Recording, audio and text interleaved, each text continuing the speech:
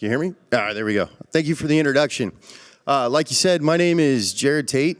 I am the founder and creator of the DigiByte blockchain, and I have spent the past 3.5 years living in Hong Kong and parts of southern China. So a little bit about my background. I started out in 2012 as a Bitcoin miner, and I also was a trader, and then I started going through the source code.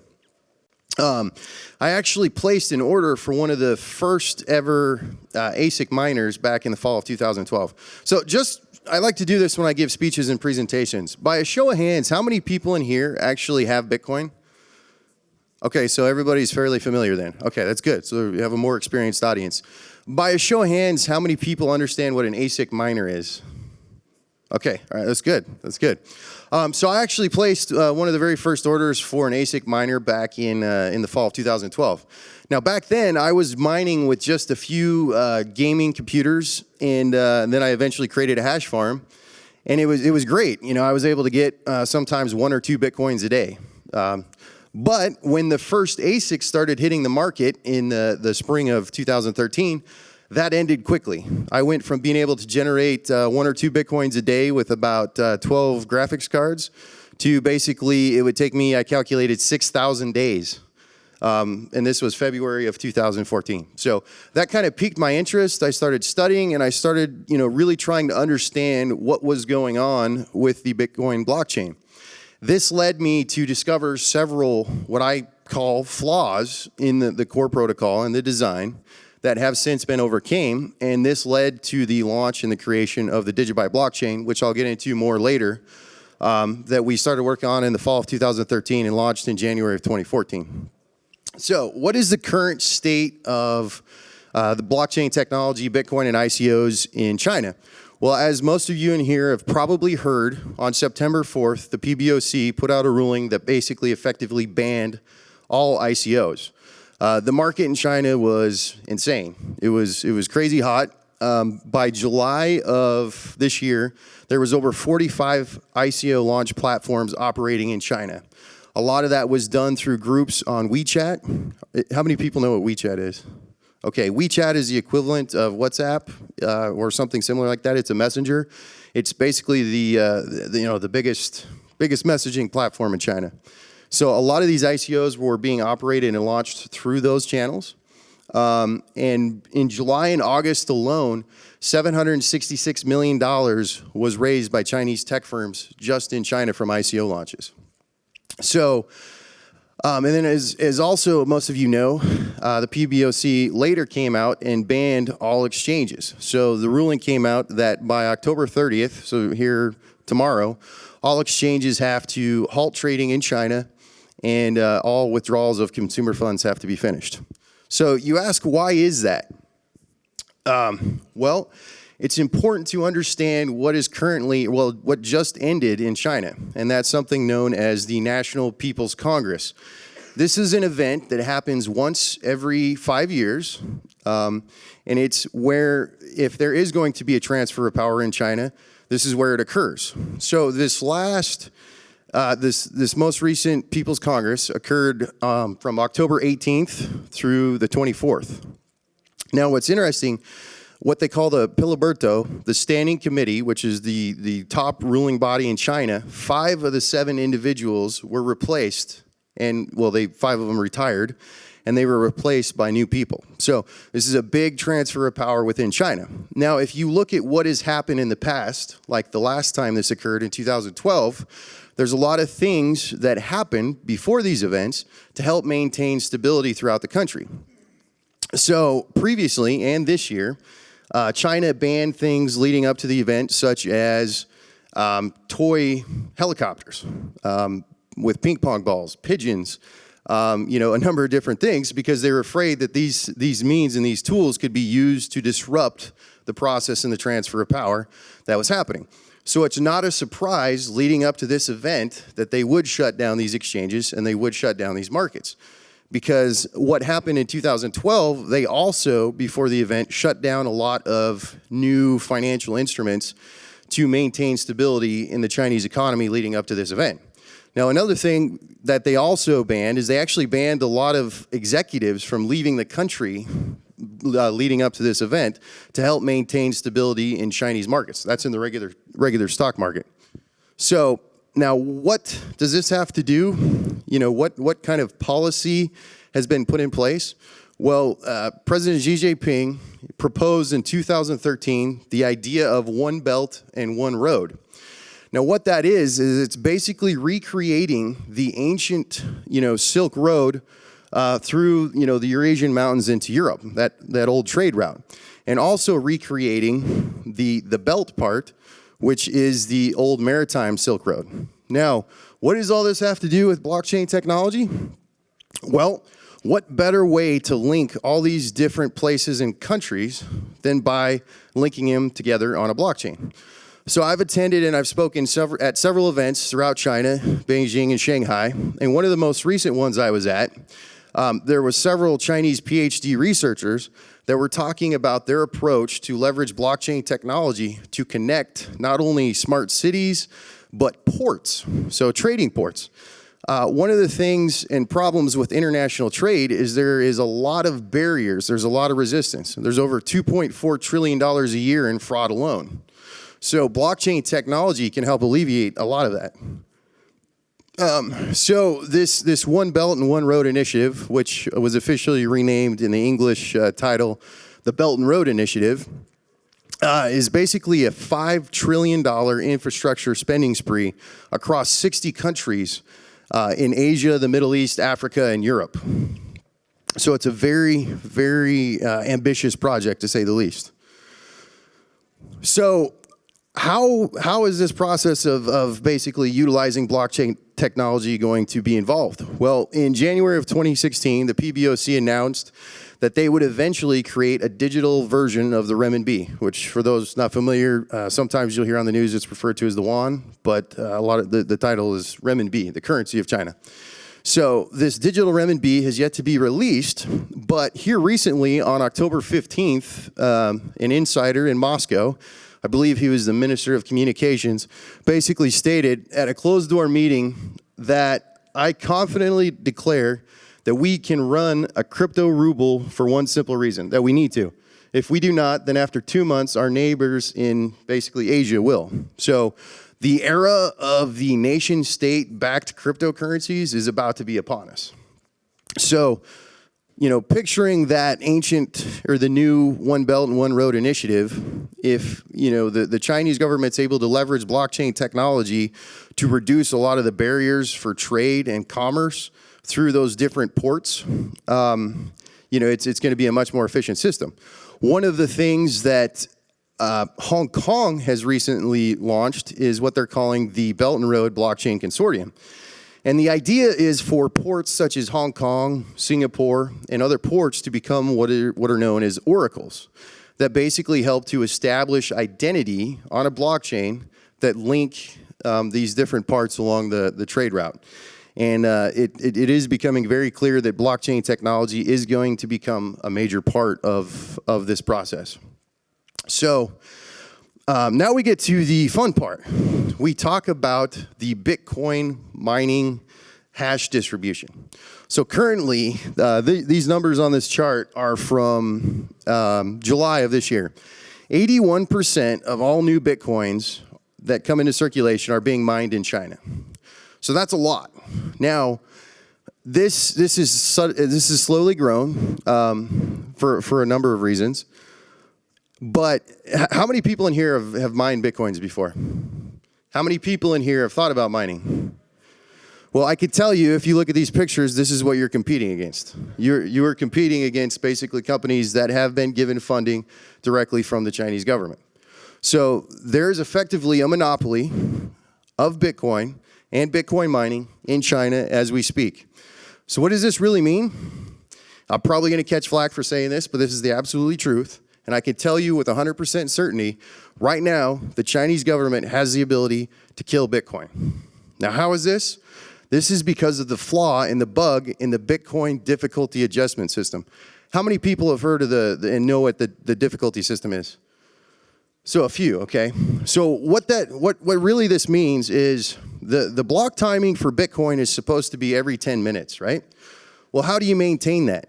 Basically, when you're submitting your hashes to the network, there's basically it's an easy way to think of it as like really tough math problems. And the more computing power that comes on the network, the tougher those math problems get. Well, the problem is that adjustment in the difficulty of those problems only occurs every 2016 blocks, which if Bitcoin block timings stay at 10 minutes, that should take 2 weeks. Well, back in 2014, when we launched DigiByte, we had a 2-hour difficulty retarget. Dogecoin at the time had an hour-long retarget. And there was a phenomenon where multi-pools, where you would have a lot of miners that would come together, would jump from one coin to another coin to another coin. So at the time, they would move from Litecoin, then to Dogecoin, then to DigiByte, then to a few others, right? Well, what we would see is we would see 5 to 10-fold increases and decreases in hash rate. And what this caused, we saw because of this pattern, our blockchain would literally freeze when we would have a sudden reduction 5 or 10-fold in the hash rate on our network. So we saw our chain freeze for 7 hours. And then that led us to develop something we call DigiShield, which has now been implemented in dozens of other cryptocurrencies, including Dogecoin, Zcash, and numerous other ones. And then we eventually morphed that into what we call multi-shield, which is a real-time difficulty adjustment. I don't want to get too much into it, but the point is, if there was a major power outage, or if the Chinese government came in and shut down all miners in China, you would literally have days, perhaps weeks between blocks, which means that when that next adjustment occurred, it might not occur for a few months. And when that adjustment occurs, it only goes a certain amount. So this is a very serious flaw. You saw this with Bitcoin Cash when it forked, which I was warning about on Twitter. I'm like, it's going to take hours, maybe days before they find blocks. And they're still having issues with their difficulty stability. So when the day comes that perhaps the Chinese do want to launch the crypto yuan, and they no longer want to deal with Bitcoin, all they have to do is do a government mandate to shut down power to all these mining facilities. And you would literally have the chain freeze. So this can be fixed. It's been fixed in multiple other blockchains. And one of those blockchains is DigiByte. So I'm just going to talk about that real quick. Currently, DigiByte is the longest major public chain out there with over 5 million blocks. That's the equivalent of Bitcoin in the year 2112. We went through several network enhancements. Our block speed is 15 seconds, so we can handle a significant amount of more transactions. But one of the ways that we've prevented this centralization of mining is through what we call multi-algo mining. So we actually have 5 separate mining algorithms. So if you took all the mining power in China and you threw it at the DigiByte blockchain, you might get a few blocks, but just within probably a dozen blocks, it would even out. And it would be put on par with GPU and CPU miners across the planet. So it's a much more secure system. In fact, in order to 51% attack the network, you'd have to take over 93% of one algo, and you'd have to take over 51% of the other 4. So this has been battle hardened, it's been tested, it's been out there in the wild for over 3 years now. And actually since, April, we were the first ones to actually activate SegWit before Litecoin and Bitcoin. We've actually had almost 100,000 full nodes downloaded across the globe. So it's a very secure, it's a very decentralized network. So this is just kind of a chart that shows where we fit in the industry. This is, there's a lot of confusion on the types of different blockchains. If you want to look at this picture, just go to digibyte.io. It's up there. We tried to be, as direct as we could on where we fit in. One of the things that a lot of people don't really give Bitcoin credit for is that there is a lot more that Bitcoin can be used for, same with DigiByte, than simple monetary transactions. And by this, I mean the same chart could be also applied to Bitcoin. You have the ability to establish identity, to notarize documents, a whole slew of things. I could talk more about that later. So how does this relate to China and how are we using it? Well, the last 3 years that I've been in Hong Kong and southern China, I've been developing a platform on top of the DigiByte blockchain that actually secures documents that help basically streamline the efficiencies in international trade. So as I stand here today, our system DigiSign, which for those that are familiar with DocuSign, It's DocuSign, but with the ability to secure to secure documents and with proof of timestamp, etc., in the blockchain. So right now it's actually being used. There's factories in China that are using it. There's freight forwarders in the U.S. There's customs brokers. So there's an entire supply chain that has actually been efficiently increased. So our case study was about $200 million worth of goods over the last 8 months. We reduced the quality control and reporting process time from China to the U.S. from 7 days to 1 day because you have that, direct oversight that's made possible by a public decentralized blockchain. So if you go to digisign.com, you can sign up for a free trial. You can learn a little bit more about it. But the point I'm trying to make here in relation to not only China but other countries is, there's a huge movement towards what the people call permission ledgers, right? AKA privately controlled chains. Well, in the case of, international trade and geopolitics at large, when you have a neutral third-party decentralized system like Bitcoin, like DigiByte, like Ethereum, you have the ability to really enhance, the transparency for everybody. So it's a beautiful thing. I think we're just in the beginning stages of this. And it's really exciting to see where the future is going to go here. So thank you for your time. I guess if anybody has any questions. Yeah, we're going to open it up to questions. Just let me know, and we'll bring the mic to you. Yeah.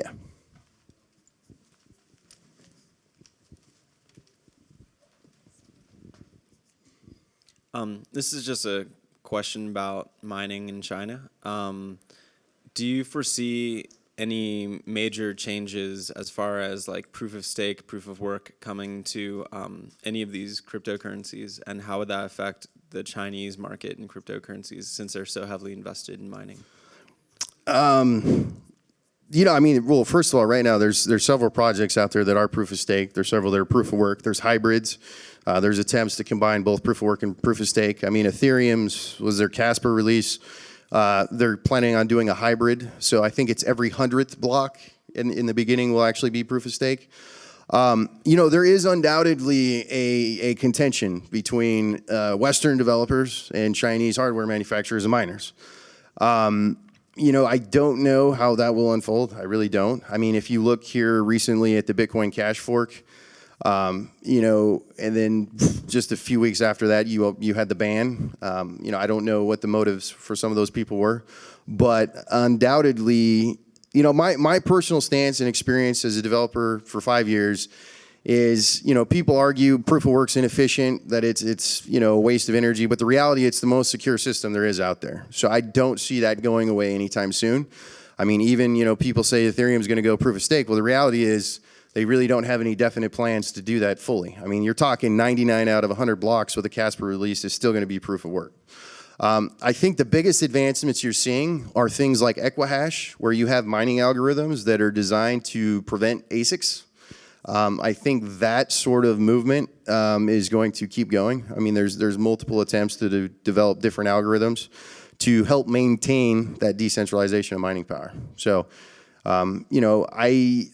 I think, if, like I said, I was talking about the kill switch with Bitcoin, if that happens, it can be fixed, right? And that would basically require an algorithm swap in Bitcoin to a different mining algorithm, or maybe a multi-algo mining approach. But that needs to happen at some point.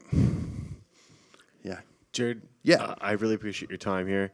I want to talk about DigiByte for a second. DigiByte's often associated with gaming. Mm-hmm. So I wanted to get your opinion. Where do you see DigiByte being used most right now, and where do you see it being used in the future? So without a doubt, a lot of people tend to take a project and associate it with a specific thing, right? Because people want to know, what is this actually being used for? I see DigiByte being used for multiple things. The approach we're about to take when we're launching our foundation, we're doing a lot of different things, is, over the last 3-4 years, I've talked to almost every major bank, a lot of governments, a lot of corporations. Western Union's head of digital innovation brought me in. I talked to him for like 5 hours and their whole team, and several companies like that. But I've noticed anytime you talk to people about currency, you get all these objections, red flags, right? Like, oh, what about money laundering? Oh, what about terrorist financing? But the reality is, and this is the approach we're taking with DigiByte, is if you approach it from a cybersecurity perspective, because the underlying cryptography and applied cryptography with Bitcoin and with DigiByte can solve 90% of the issues that we're seeing today with cybersecurity breaches on the internet. So, simple answer, our focus is on cybersecurity applications moving forward. But that can also be applied in the gaming industry. So there are people working on gaming projects as we speak. So, well, would you venture a guess as to what government crypto would look like? Would it be like a SHA-256? Would it be, you said permission ledgers, would that still be something that would be openly tradable on exchanges? Or I think it would be very controlled. It would be centrally permissioned. So you would still have a central point of issuance. They would be able to, introduce as much as they wanted in circulation. But yeah, I think at the moment, all the open source projects out there, there's some that are trying to do SHA-512 after the NSA memorandum. But yeah, I think initially it'd probably be a SHA-256 setup. Yes, sir.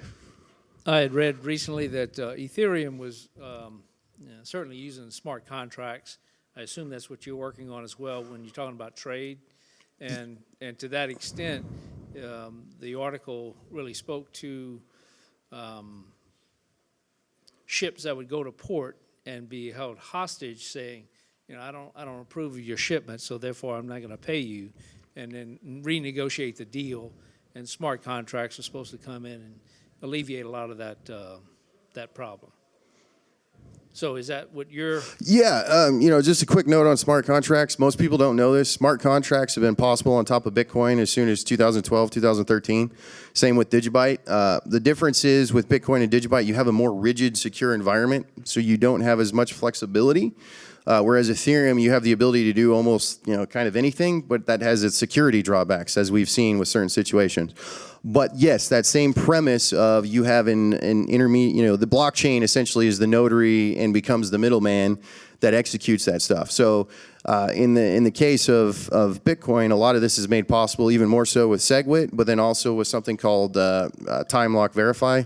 And then also multi-signature transactions. And then also with OP return, you have the ability to add a little bit of data in there that can represent an unlimited amount of external data. So there's some really cool stuff you can do with that. The biggest difference is the interface to do that has just not been easily explained on top of Bitcoin. And I'll take credit in, DigiByte, it's not that easy either.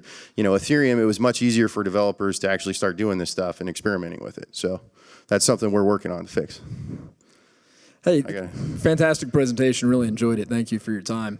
I have a question that's sort of on the periphery of what you're talking about, but as somebody who has lived in China, it sounds like, for a couple of years and is obviously very deep within the crypto asset industry, China has a reputation, especially when it comes to the tech space, of preferring their own companies. They don't want Facebook, Twitter, Uber, Amazon. They want Renren, Didi, Alibaba, Weibo, WeChat, things like that. So I was hoping to get your opinion on where you see in the short-term future for the Chinese blockchain space. Do you see them as wanting to eschew sort of the westernized or Western created blockchains and create their own, or are they going to be trying to innovate amongst themselves? Sort of, how do you see the Chinese culture clashing with sort of the open source, decentralized ethos of the crypto space at the moment? Well, I think you definitely see, Chinese-centric cryptocurrencies. They've already emerged. I mean, it's a pattern been going on since 2014.